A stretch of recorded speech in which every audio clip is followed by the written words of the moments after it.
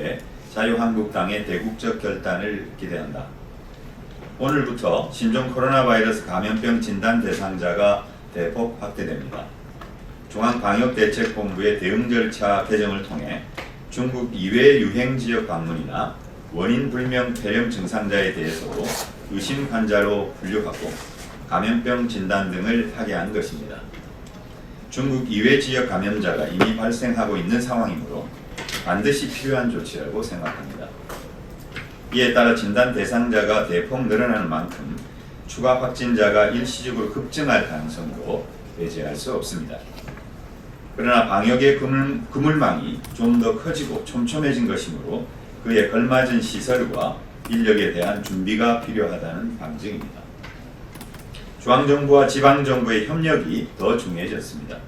신속하고 유기적인 정보 공유와 상호 협력에 빈틈이 없도록 좀 더 진력해 주기 바랍니다.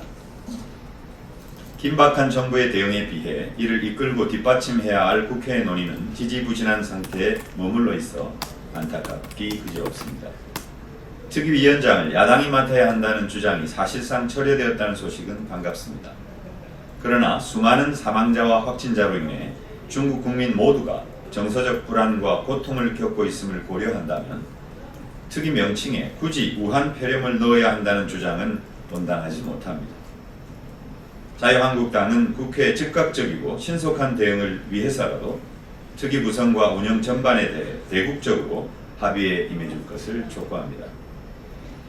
국민의 건강과 안전 앞에서 정쟁은 금물입니다. 시간이 더 지체되면 국회 특위가 감염병 대응에 보탬이 되는 것이 아니라 발목을 잡는 결과를 낳을 것입니다. 이러한 염려가 기후에 그치도록 국민의 안전과 건강이라는 대의를 위해 자유한국당의 결단을 기대합니다. 다음 브리핑입니다. 비례대표 후보자 결정, 민주적 투표 절차를 지켜야 한다. 중앙선거관리위원회가 어제 전체 회의를 열고 공직선거법 제47조의 규정에 근거하여 정당의 비례대표 국회의원 후보자 추천은 민주적 심사 절차, 대의원 당원 등으로 구성된 선거인단, 민주적 투표 절차 요건을 모두 충족할 때 적법한 것으로 볼 수 있을 것이라고 결정했습니다.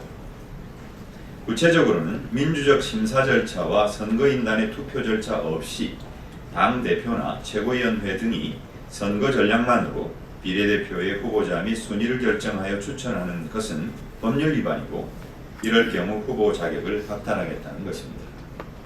너무나도 당연한 결정입니다. 더불어민주당은 선거법의 관련 규정과 중앙선관위의 판단 기준에서 1.1획도 벗어나지 않도록 철저하게 민주적 절차를 준수할 것입니다. 자유한국당과 그의 번식용 위장정당인 미래한국당은 공직선거법 관련 조항과 중앙선관위의 결정을 심사숙고해보고 이제라도 잘못 들어선 길을 되돌이켜 나오는 기회로 삼기 바랍니다. 당원도 없이 의원 몇 명 파견 근로시켜놓고 자유한국당 지도부의 입맛대로 밀실공천으로 비례대표 후보를 내리꽂으려 했던 그들의 잔꾀는 벽에 부딪혔습니다. 이 벽을 피해가려면 결국 당원까지 자유한국당 당원으로 채워주고 민주적 절차라는 가설 무대를 날림으로 급조해야 하는 꼼수, 각본을 다시 써야 할 것입니다. 애초에 정도가 아니라 새길로 빠져 억지 꼼수를 쓰기 시작하더니 이제 낭떠러지로 내몰린 것입니다. 꼼수가 악수를 부르고 악수가 파국을 부르는 모양새입니다. 자유한국당은 이제 그만 꼼수의 행진을 멈추기 바랍니다.